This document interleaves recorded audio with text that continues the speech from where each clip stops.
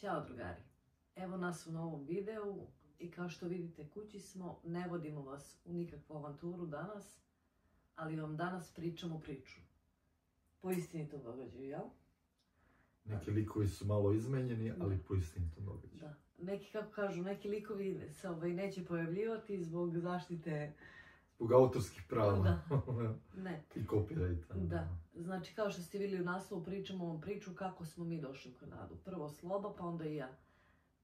Sloba i ja ću uglavnom pričati, Sloba će tu malo da me potpomogne sa njegove strane kako je bilo, šta je bilo, što ja propustim, što u stvari nisam prisustvovala.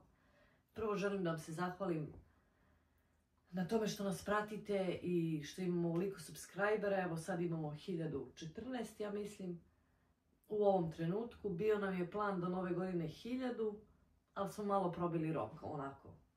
Damski smo zakasnili, ali nema veze. U svakom slučaju hvala vam puno koji pratite, koji komentarišete, hvala i onima koji ne prate, a gledaju naše videe i to nam znači. Mislim da ne pravi neku razliku da li se stisne on dugme zaprati ili ne, ali nema veze, neću da vas davim i da smaram.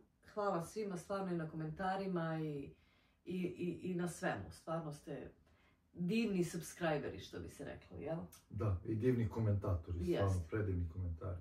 Samo nastavite tako, hvala puno.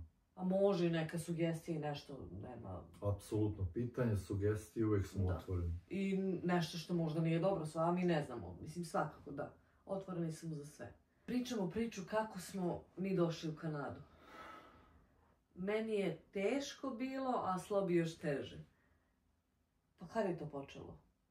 Ta priča oko Kanade. Pa sad, da li kome je bilo teže, to teško izmeriti, ali jeste, da. Počelo je leta 2014. godine. Da. Znate naše drugove Bojana i Jelenu, upoznali ste ih na snimcima, vidjeli ste ih već. Jelena je bila rešena da Bojan ide negdje da počne da radi van Srbije i onda mu je slala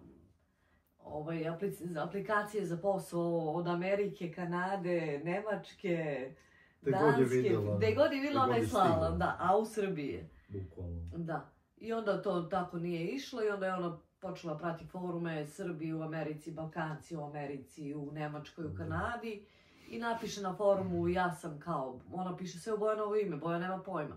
On dođe s posla i samo viče dobro, dobro. Kaže sad se prijavio u Americi da radiš, on kaže dobro, dobro. A u Srbiji smo.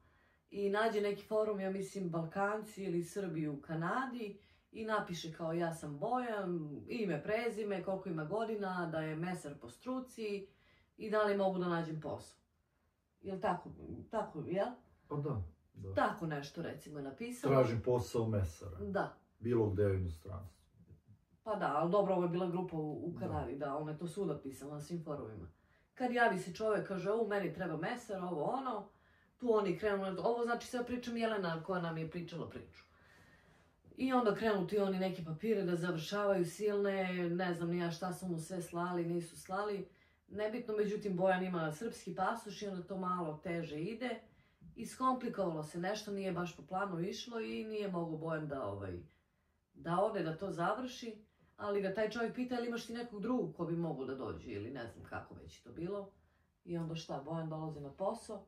Da, dolazi Bojan na posao i pita da li bi, pošto smo radili nas trojica, ja Bojan i još jedan kolega i Bojan pita nas dvojicu da li bi neko od vas slučajno mogao ili želeo da ide za Kanadu, jel? Da.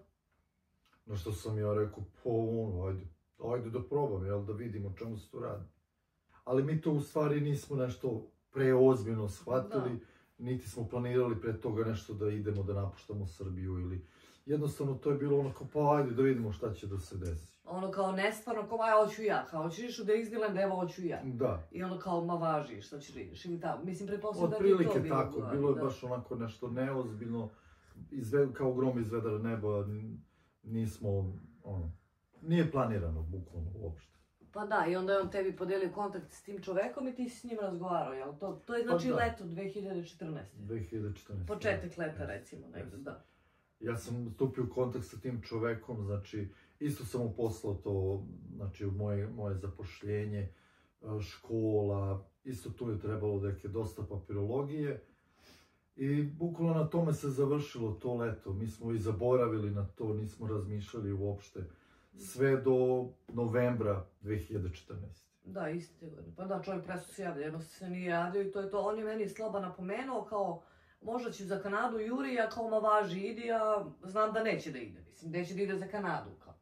Mada to je sve bilo neozbiljno. Ma da. Neozbiljno, da. Mislim, izgledalo je neozbiljno, izgledalo je nestvarno. I ništa nismo očekivali od svega toga. Kad je jedno večer, pa to je bio novembar, ja sam Slobe radio prvu smenu, bio s decom kući, ja radila drugu. Pa negdje pred kraj zatvaranja, ja sam tad radila u Maxiju, bila sam zamenik. Negdje 15 do 10 je bilo uveče, on me zove i kaže ja bi sutra išao za Kanadu. Kao molim, o čemu pričaš ti? Kao posla mi čovek kartu, u 5 ujutru imam avion. Ja sad pričam s njim telefon, razmišljam da mu kažem idi, ne idi. Ako kažem ne idi, ostaći tu. Za 5-6 godina može da bude još gore u Srbiji. Može on meni da kaže, eto nisi me pustila, a bilo bi nam bolje ili nebitno. Kako da mu kažem, idi, ostanem sama s dvoje dece male, ta i Teodora imala koliko? 8 godina? 8 godina. 8 i Jovan 6. Mala su to deca, ja radim. Pa šta ću, ajde, tu su i mama i tata, sestra, imam rodbine tu, mislim, svi su tu. Ma ja kažem, ajde, idi. Mislim, totalno ono ko guske u magli. Ajde. I tako da je... I to večer je bilo haotično. Bilo je haotično. Ja sam radio prepodne, ona je radila poslepodne, došao sam kući i ono što sam sedao za kompjuter, da sam igrao neku igricu ili nešto. Rekao je da pogledam ja e-mailove i to. Kad ono e-mail od njega, ja otvorim e-mail, ono bukvalno avionska karta, čovjek mi je platio. Poslo, da. Čovjek je platio kartu i rekao mu sutra dolaziš. Imaš avion, sutra dolaziš za Kanadu da radiš, jel? Otprilike tako nešto. Pa da radimo te papire, da završavamo, ako može radna dozvola da se uradi. Da. I tu mu rekao šta gde će da preseda avionom, da kad sleti u Toronto, šta da kaže, kako se ponaša. Mislim, ono neke osnovne stvari ga je uputio. Pa da, ništa, ja dolazim kući s posla, zove moju mamu i tatu, ja kao Sloba ide za Kanadu i oni kao ne može. Moj tata kao ne može da ide. Kaži da to otkaže. Gdje ću onda mu kažem, znaš, baš se ono moji se uplaši. Mislim, i ja sam se uplašila, stvarno, ko tebi šalje kartu za Kanadu na e-mail, mislim, da ti kupi. Jer stvarno je bilo ono kao... Međutim, Jelena je istražila tog čoveka dok je za Bojana skupila papire, istražila ona iza njega. Njoj samo kažeš istraži i ona samo googla, istražuje i sve će ono da nađe. Mislim, nije bilo baš toliko, ali opet ne znaš ni gde ideš, da je to Nemačka, da je to negde bliže, pa ajde. I da ga nađem nekako, a gde ću u Kanadu. I ništa, to večer nekako zvali mama i tatu, oni kad išao za Kanadu morao je da ima neke novce kod sebe, ne mnogo, ne malo, mislim, imamo para, nemamo, onda smo zvali moje, oni su nam dali neki novac, eto čisto da ima. Kad dođe u Kanadu, jer mogu da te pitaju ona carina, mislim, šta nosiš od para, gde misliš da ostaješ i tako. Pošto sam ja dolazio sa hrvatskim pasošom i dolazio sam turistički. Ja nisam dolazio da radim, dolazio sam da završim radnu dozvolu kao što mi je obećao taj čovjek. Ali... Da uđe turistički, ali će kao umeđu vremenu da nađe posao, da radi dozvolu ili šta već. Pa ništa, eto, to je to bilo. To jutro nismo ni spavali, u 5 je bio avion poletao, ja mislim. Dok smo mi na aerodrom došli ono ranije. Ajde, napašći ti guzica. Drži. Dok smo mi na avion došli ranije, ma ne znam, nemam pojma, niti sam spavala, ni znam šta me čeka, ni ništa. On kao ide, ja, mislim ono ćao, izljubi smo, ali nemamo pojma. On ne zna gde ide, ko će da ga sačeka. Ide prvi put avion, boji se leta, boji se, ali sve to nešto, jel? Pa da, magla, nema nekih osjećanja, sad tu da kažem, mislim ono sve se isprepletalo. Kao da si utrnuo, bukvalno ne možeš da veruješ šta se dešava i nisi svestan. A ideš u to. Nisi svestan šta se dešava. Ali ono kao, ajde, rešio si da uradiš to i da probaš zarad neke, ajde kažem, budućnosti ili zbog dece ili zbog boljih života, kao nešto. Pa zbog boljih života i zbog dece. Mislim, i boljih života za decu, mislim, svakako. Čim je nama kvalitetni život, bit će i deci. Nema tu, to je sve uslovno povezano. I onda? Let. I onda let, prvi put u avionu isto, znači, to je bilo nešto nevjerovatno, ono prvo iskustvo. kako sam ja to preživeo, ne znam, neka viša sila je mene stavila u taj avion da i ono rekla mi je, ćuti tu i budi miran i eto. Ja stiguh u Toronto. Da. Taj čovjek te sačekao, nećemo imena niče pričati. Mislim, nema potrebe, da. Ima dosta ljudi koje ćemo spomenuti, koji se spominju u ovom videu, ali nećemo ničije ime reći. Pa šta, taj čovjek te sačekao? Pa da, on mi je obezbedio smještaj, stvarno je ispod korektan, sve ono kako smo se dogovorili s njegove strane je bilo ispunjeno. Obezbedio mi smještaj, platio mi avionsku kartu, malo me ono uputio, jel, gde, šta, kako i to, da se snađem za tih prvih par dana. Smještaj sam delio sa još dvojicom u jednom jednosobnom stanu. Isto i oni su mi, naši ljudi isto, oni su mi isto dosta pomogli. Da te uputi neko da priča s tobom, da ti kaže to, da. Tako da imao sam sreće što se toga tiče i nisam imao nekih problema. Sreći u nesreći, u tom trenutku, recimo. Da, znači on je njemu obezbedio stan i oni su krenuli da traže taj posao, da traže, ali to sve... Pa na kraju se to sve malo iskomplikovalo, ispalo je da on ne može, taj čovjek u stvari, da mi uradi radnu dozvolu, jer ja nisam htio da radim na crno u Kanadi, nisam htio da rizikujem, jer ono kad sam došao tih prvih par dana vidio sam, mislim, svidalo mi se, ne mogu da kažem, i taj način kako ovdje sve funkcioniše i nisam htio da rizikujem da se nešto skomplikuje, da dobijem neku zabranu ulaska u Kanadu i šta ti ja znam. Međutim, eto, on mi nije mogao da uradi tu radnu dozvolu za mene. Da, kako je planirao, da, on je mislio da će to ići lakše, ali nije to baš išlo tako. Jeste. Tako da, nažalost, posle nekog vremena ja sam morao da se vratim za Srbiju. Pa dobro, malo si tu bio tuc-muc, ali šta ćeš, nema ništa i... Pa da, mislim, ja sam, išli smo, gledali smo, tražili smo, tako da nije bilo ono kao uzalud nešto, ali eto. U stvari na kraju se pokazalo i da nije uzalud, da je on meni u stvari mnogo i pomogao. A jeste, imao si to, mislim, bar kartu i smeštaj za početak, da. To je bilo prvi put. Da, to je prvi put kada je išao za Kanadu.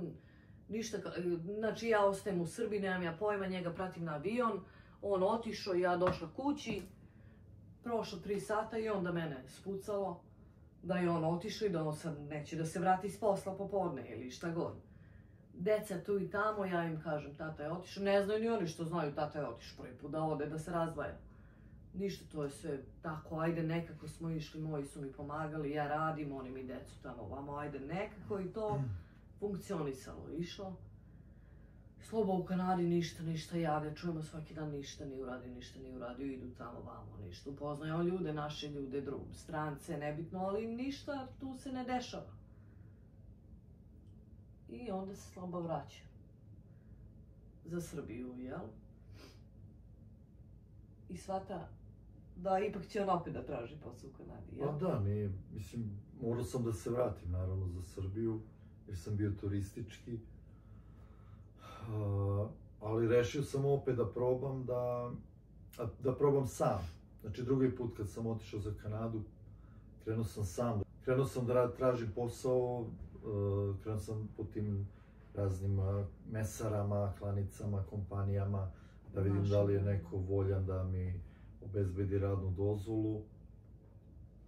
Međutim, nisam imao isto puno uspeha, jer neće ovde da baš ulaze u tu proceduru, jer to ipak traje i vremena treba i košta, znači plaća se sve, tako da nisu baš oni bili zainteresovani tad u to vreme da mi, bar ti ljudi sa kojim sam ja bio u kontaktu, da mi to urade. Da, umeđu vremenu, znači on je već drugi put, znači odlazi za Kanadu, ja ga pratim na aerodrom i tu se ja cepam već na aerodromu, oni su za moje kakvi, ne mogu sad, ja znam šta mene čeka, da on ide i da se ne vraća odmah. Meni tu suzu stiže, kao pratim njega, u stvari na kraju on mene izbacio s aerodroma, koliko sam kukala tamo, Bože me oprosti na onim odlascima i mislim on je mene ispratio s aerodroma i otišao. Deca tužna, tu već deca sad znaju da opet on neće da se vrati. Tu sad već kreće da se klima, Deca, boga mi, sin je baš patio za njim, čak su mi vaspitačica u vrtiću govorila, on mnogo pati. Pa ja sad šta ću, sad tu biraš. Ne znaš više ni šta da biraš, ni šta da radiš, on je već tamo, opet je platio kartu sam za tamo. Pare su uložene, nisu uložene, da li su džabe, da li da mu kažem vraćaj se odmah, deca pate, ne. Tu je sad totalno neka prekretnica i ja njega zovem i kažem, znaš šta, sad ako ne uradiš ništa, vraćaš se, jer ovo nema svrhe više, da sad si ti tamo, a ja ovde, ja patim, deca pate, meni teško fizički s decom i uopšte sve, nema njega, a njemu je teško, pa sam je po ceo dan, ima puno slobodnog vremena, a mi mu nedostajemo i sad to ne može se uporedi kome je teže. Ja nemam vremena za osjećanja sa decom i sa svima, a on ima pa previše vremena. I sad, tu se i ja onda kažem, to ovo nema smisla više. Sada ti ideš tamo vamo, jer gubi se već više svaki smisao. I ako i počnem da radi, a da smo razvojeni, nema tu ni para koje mogu da plate da ti nadomeste porodicu, nema tu. I tu se on malo uprpao, mislim ne uprpao, ali ono kao, znaš, trzno si se malo i kao, ajde. I ništa, prođe par dana i on meni, prošlo je par dana, inače naša kuma je u Norveškoj. I ona kaže, dobro Milice, ja što mogu da ti pomognem, mogu da živiš kod mene, dok ne kreneš nešto da radiš, to je on, ali sama ja. Znači, ne sad odmah, ne može ni doći cela porodica, znači ima i tu papiri da se rade i procedura. Šta se u to vreme tražilo u Norveškoj, tražili su se medicinski sestre. Da, i čujem se ja slovom posle par dana i on kaže, ništa, kreni ti onda da učiš norveški. I ja krenem da učim norveški i još upišem vanredno medicinsku školu i radim i 2 dece kući, on u Kanadi traži posao. A ja sam rekla, ako ne nađeš posao, ništa, vraćaš se, ja završavam školu norveški i onda idem ja sama za Norvešku da krenem da vidim ja da li može, pa da njih povučem. I ništa, Slobo tako traži s našim ljudima, s Kanađanima. Jeste, da. I onda sam, Bio oni, te ljudi što su živjeli zajedno, pa ih posle drugi put kad se vratio, opet je njih, eto, oni su mu isto malo pomogli da bude s njima malo u stanu za tu prvu pomoć, to je predgrađe Toronta i tamo ima dosta naših ljudi. Naši su baš koncentrisani, tamo i dosta i naših radnji i kafana i svega. I onda jednog dana dešava se šta? Pa da dešava se da sam ja slučajno to upoznao u radnji. U jednoj od tih naših radnji čoveka našeg dole iz Bosne, koji je u stvari radio to ovde već godinama, doveo masu ljudi, on je baš imigracioni savjetnik, advokat, bio je upućen u sve to i bukvalno sam imao jako puno sreće od njega da upoznam i da uđem u celu tu priču sa njim. Ovim putem želimo da mu se zahvalimo puno. Da, od srca znači. Da. I čovek koji ti na prvu ruku, na prvi pogled, ne na prvu ruku, na prvi pogled i odaje utisak profesionalnog čoveka, koji zna svoj posao, koji pita te pitanja koja su bitna, znači nema moći ću, neću moći, on ako kaže može, može. Spremi šta ti je rekao od papira i on ti kaže može ili ne može. Ako ti je rekao može, bit će. Da, ja sam htjela da se zahvalimo, stvarno, beskreno mu hvala na svemu što je uradio za nas i na strpljenju i na svemu što nam je izašao u susret. Da stvarno nam je izašao dosta. Da. Bez njega ne bi uspeli, ne bi ostali u Kanadi 100%. Tako da, mislim isto to, bukvalno on je rekao da ima ljude po tim mesarama, po tim klanicama ovde. To su uglavnom kao neke porodične klanice, manje, gde ljudi imaju svoje farme, imaju svoju mesaru i oni su već dobili od države dozvolu da dovedu stranog radnika, pošto je bila potreba tad u to vreme za mesarima u Kanadi. I naravno da mi smo krenuli u tu celu proceduru, on je podneo zahtev za mene. U međuvremenu sam ja otišao za Srbiju i čekali smo bukvalno za radnu dozvolu koju smo dobili u februaru, koju sam ja dobio u februaru 2017. Da, godine. da, 2000. Znači, kad je prvi put otišao u Kanadu, eto, ta 2 puta je išao i vratio se 2 puta, znači to je novembar 2014. je li tako? Da, pa eto, da kažem manje od 2,5 godine. Da, do februara 2017. U stvari 3. put je došao za Srbiju da bi izašao iz zemlje i ušao i dobio na granici. Mislim, sve su to oni završili u Kanadi već papire, ali on morao da napusti zemlju. A i kad već mora da napusti zemlju, došao nas da vidi i da na granici dobije taj. Da, kad se vraćam nazad u Kanadu, dobijem radnu dozvolu. Da budem legalno, znači, ovdje u Kanadi. Da radi i da... To je, znači, bio februar. Posle toga ona dolazi sa decom u junu. U junu, da. U međuvremenu se ja selim tamo iz tog smeštaja gde sam bio. Selim se ovde u jedan grad, Hamilton se zove, Stony Creek, isto kod jedne naše zemljakinje dole, isto iz Bosne. Da, i njoj stvarno beskrajno hvala, da se zahvalimo ženi. Žena nam je izašla u susret. Ona ima kuću i dole, sad ovdje, to je u Kanadi normalno, zove se podrum, izgleda ružno, ali to su visoki podrumi i ljudi žive ceo život. To je sređeno sve. Da, to je sve sređeno, adaptirano, nije to podrum šupa, mislim. Ona žena imala 3 sobe dole, on je počeo u martu da radi, kod tih ljudi što su mu radili radnu dozvolu, i rentao je 1 sobu i onda je s njom razgovarao da li bi mogao na to sve nama da izdaje ceo taj podrum, pa onda za mačku. Ona žena nije bila za životinje, jer nema svoje životinje i nije za to, i onda na kraju ajde nek dođe i mačka, pošto smo i Medenu doveli, zbog dece da ne pate, i stvarno nam je i te 3 sobe izdala bud zašto. Da, imali smo komfort, baš prostor. Da, ali nam je dala, ona inače renta posebno. Mi kad smo došli, evo, znači u to 2017. mi smo $800, ona rekla $800 za 3 sobe, recimo, dok Milica ne počne da radi, dok se ne snađete. Onda će da bude 1000. Dobro, ja sam počela brzo da radim, to ću pričati u nekom drugom videu, ali ona, da je žena rentala svaku sobu posebno, ona bi za svaku sobu uzela po $500. Znači ona je išla ispod svake cene, ona je išla i ispod zarade. Ajde da kažemo da je na nuli bila. Ako ne i u gubitku, i njoj stvarno veliko hvala za eto, što ne znamo ženu, eto, tu si je ti upoznao. Da, bukvalno prvi put sam je tada i ja videla. Da, i ja kad sam došla i ona je za decu stvarno spremila 1 sobu plavu, 1 roze za devojčicu, za dečaka, nakupovala stvarno, mislim stvarno beskrajno, i njoj hvala da smo imali eto dobar start, bar što se toga tiče. Stvarno ne mogu da grešim. To nam je u stvari bio prvi stan koji smo mi, koji smo iznajmili, pa prvi i jedini, da. Prvi i jedini, posle toga smo došli u ovu kuću, kupili kuću i... Pa da, koliko smo bili kod nje, 3,5 godine? 3,5 godine, pa da. Pozdrav neću imena da govorim, ako slučajno gleda, pozdrav i veliko hvala. Dužna sam ti do ne znam kad i ne znam kako ću se odužim, ali hvala ti. Tako. Svakako. Jeste. Ništa Slobo počinje da radi u toj klanice, to je kao recimo od tog mesta Hamiltona, to je udaljeno, boga mi, 1,5 vremena kolima. Da, Bože. To je kao neki, ajde da kažemo, seoski deo, jer oni imaju i svoje krave i, kako se zove, farmu i...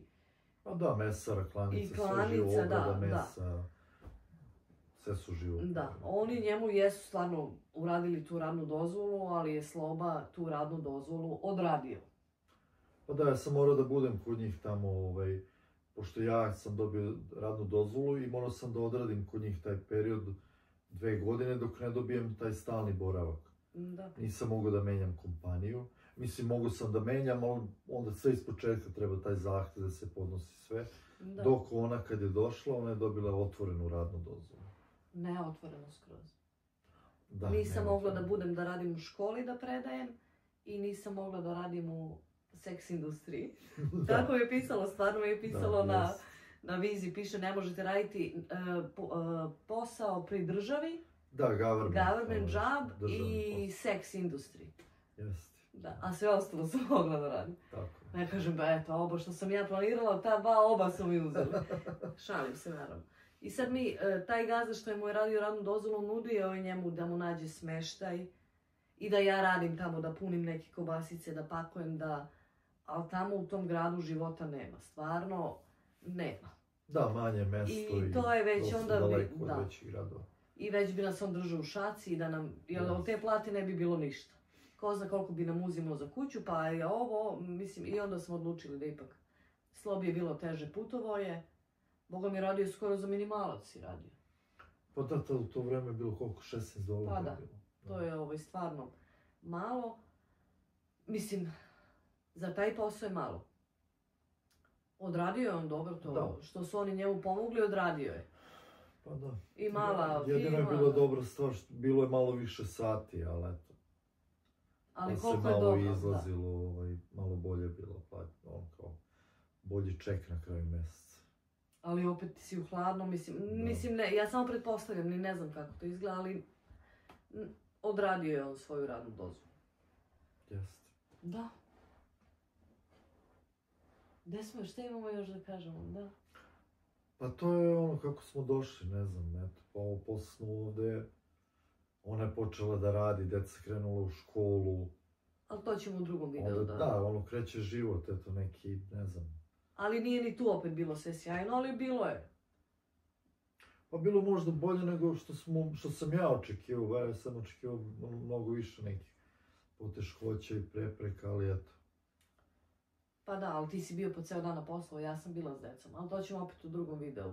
Kako su oni pregrmeli prelazak iz Srbije u Kanadu i šta sam ja sve radila da oni to što manje. Ti si bio na poslu, ti odeš ujutru 3:30 i vratiš se uveč u 5. Da. Jedeš i ideš u krevet.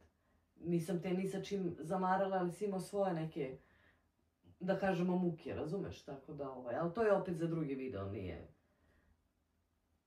šta smo radili i kako smo decu pisali u školu i moj posao isto, prvi koji sam našla, kako je bilo, ali ništa, to je to, tako smo došli. Da, ovo je bilo stvarno ukratko, eto, da vam objasnimo, eto, kako smo mi došli, naš put. Slobodno, ako imate neke komentare, pitanja, pitajte. Pravit ćemo još neki video da ću možda objašnjati malo detaljnije kako je to sve izgledalo, ti proces taj ceo, dok se, znači mora da se aplicira za radnu dozvolu, pa za stalni boravak, pa oni su išli u Beograd dole za radnu dozvolu, Milica i deca, i za vize. Gomila stvari, znači to je 4 godine, mi smo saželi u neki pola sata, možda malo više od pola sata, što je nemoguće, sve izgleda onako kao nabacano. Pa dobro, da, ali imali smo to, dok si došao i to mislim kako je tražio posao i to i rekli smo suštinu kako smo mi došli. Znači ovo je kako smo mi došli, naša priča. Nema sad da vam pričamo da li je to po pravilu ili nije, znači ovo je naša priča kako je bilo. Ne nagovaramo nikoga da nešto da se iseli ili da ide ovamo, jednostavno pričamo našu priču i to je to. Da, naše iskustvo kako je bilo, kako je to sve prošlo. Nije ni nama lako išlo, mislim lako. I nama je to uzelo vremena, možda nekim drugim putem, gde bi neko sedeo kod kuće i čekao možda radnu dozvolu, ko što je Bojan sedeo kući i čekao. Eto, Sloba je išao tamo vamo, možda nije trebao, možda je trebao, ali eto. To je naša priča. I šta nam kažemo, kako mogu da dođu još? Ti si više upućen nego ja. Od ovog videa ćemo da krenemo nekako, možda razrađivat ćemo dalje. Pravit ćemo još videa, sve zavisno od vaših pitanja. I za kraj, eto, da kažemo tu neku preporuku, možda koji je najbolji način da se dođe najjednostavniji. Iz našeg iskustva to bi vjerojatno bilo tako preko radne dozvole, znači da se dođe da se radi i odmah imate tu neku finansijsku sigurnost. Možete da tražite, znači, stan. Pa imaš poslodavca, dobiješ puno radno vreme i to ti je već dobra podloga za sve. Ako iznajmljuješ stan, oni će da pozovu poslodavca, ti imaš siguran priliv zarade, jer oni su tebi radili papire, znači trebaju te, neće da te otpuste, sigurno. Čim oni plaćaju za tebe državi. Tako da opet plaćaju tvoju radnu dozvolu državi. Možda smo mi malo subjektivni, pošto smo mi tako došli i ispalo nam je sve okej i nekako nam je to i najsigurnije, zato to i spominjemo, znači, ali postoji još, na primjer, da možete dođete da studirate, to naravno ovdje ima studenata od 50 godina, bukvalno, znači ljudi studiraju ceo život. Znači da završite ovdje školu i na osnovu toga da tražite posao i samim tim da dobijete uslove neke da ostanete ovdje za stalni boravak. I onaj način na koji su došli svi ovi ljudi posle onog nesretnog rata je kao izbjeglica, jel? Ovdje dosta dolaze sad izbjeglice iz Afganistana, iz Sirije i eto, to su možda neka ta 3 načina na koji ljudi najviše dolaze ovdje u Kanadu. Da, i ko ima hrabrosti, Jelena kaže čačkajte po forumima, šaljite aplikacije, pa možda i bude, možda se i neko nađe, eto, kao što Slobi našao, ispala je nesreća u sreći ili kako god već, pa ali mora. Na kraju dobro za oboje, i za nas i za njih. Pa da, suma sumarum je na kraju dobro i mora da bude težak početak. Ako je početak lak, nešto tu nije dobro. Ako nema bar neka peripetija. Tako je.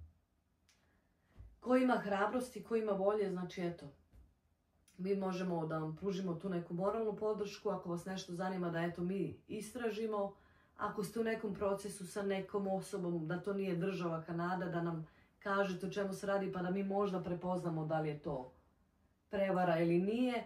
Pa nismo mi nikakvi, ne znam, imigracioni savjetnici, jednostavno ako ali neko možemo, hoće, da. Ako nekom treba pomoć, tu smo da pomognemo koliko možemo. Da. Ono što bar naučili smo nešto. Možemo da se raspitamo. Da kažemo ono iz našeg iskustva, što znamo. Da. Kratko možda smo i nabacili, mislim da nismo, imali smo neki tok, jer i nama se sad mešaju osjećanja, bar meni, dok se sećam svega toga, kako je bilo, kako je prošlo, šta smo prošli. Pitajte, mi neke stvari, znači imena namjerno nismo govorili, ko gleda ovo prepoznaći se, oni stvarno beskrajno hvala svima koji su nam pomogli. I meni dok sam bila sama s djecom u Srbiji i ovdje kad smo došli i njemu i meni. Pitajte, da, neke stvari nismo rekli jer ne mogu da se izgovore, ali ko razume shvatit će o čemu se tu radi. Pitajte, pišite, da li da zalazimo dublje u ovu temu ili hoćete nešto drugo, zaposlenje, škola, šta god. Ako nemamo iskustva, ja ću gledati da istražim, da razgovaram s ljudima pa da vam prenesem eto što sam saznala na neku temu ako nemamo našeg iskustva. Ako imaš vremena, izvoli. Pa da, ako ljudi hoće, ja ću da nađem vreme. Okay. Da. To je ono što mogu, ne mogu ja sad nikog da dovedem, ja ne obećavam vama ništa da ću ja da dovedem nekog, ali možemo da damo neku moralnu podršku, neki savjet. Pa i ako neko dođe da je blizu ovdje, možemo nekako pomoći, sigurno, pa nešto ćemo smisliti, ako je neko već došao. Okej. Evo hoćemo. Hoćemo, naravno, zašto da ne? A dobro, mislim, ljudima znači šta god, da im pomognem. A dobro, da. Ne kažem ništa. Samo da poguraš. Samo nekad, recimo, meni je značilo da neko sa mnom ide negdje da pita nešto na engleskom umjesto. Mene bilo me sramota. I to mi je bilo kao kuće veliko, mislim. Ne mislim na materijalne stvari, nego čisto na, eto, čisto vetar u leđe, poguravanje malo. Apsolutno se slažem. Ništa drugari, to vam je bila naša priča, naša avantura. 4 godine, avantura 4 godine, malo smo je probali da je skratimo. Vi nas pratite, pitajte. Ako hoćete, zapratite, ako nećete, nema veze, možete i dalje da pitate, a mi ćemo da vam odgovorimo. I da gledate, naravno. Da, i da gledate, of course. Hvala vam puno. Divni ste kao subscriberi, ne subscriberi i nastavite da budete takvi. Ćao!